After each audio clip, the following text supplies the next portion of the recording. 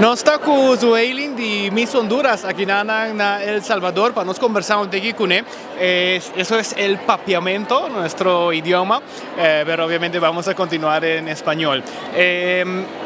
¿Cómo te sientes estar aquí con tantas candidatas bellas, tanto competencia? No, me siento muy feliz.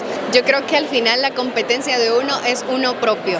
Yo misma me considero mi propia competencia porque todos los días lucho para dar la mejor versión de mí. Me siento contenta también porque he aprendido de grandes candidatas que tienen grandes historias por contar. La noche de preliminar y traje nacional, si tú eres ¿cómo se dice? Tu crítico, ¿cómo te sientes que te fue? Siento que me fue muy bien. Este es mi primer certamen de belleza y realmente resaltamos lo que era nuestra cultura y por supuesto di lo mejor de mí.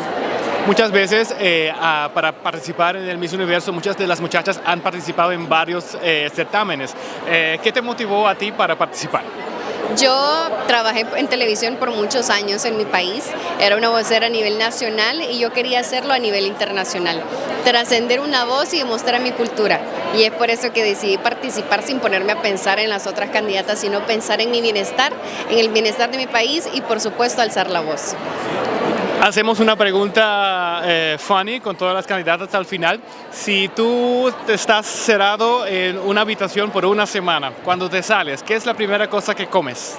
Una hamburguesa, una cheeseburger, va a ser lo primero que voy a comer. ¿Te gusta esa comida? Y me encanta, Bueno, no voy a mentir. Te doy la oportunidad para dar un saludo a la gente de Aruba.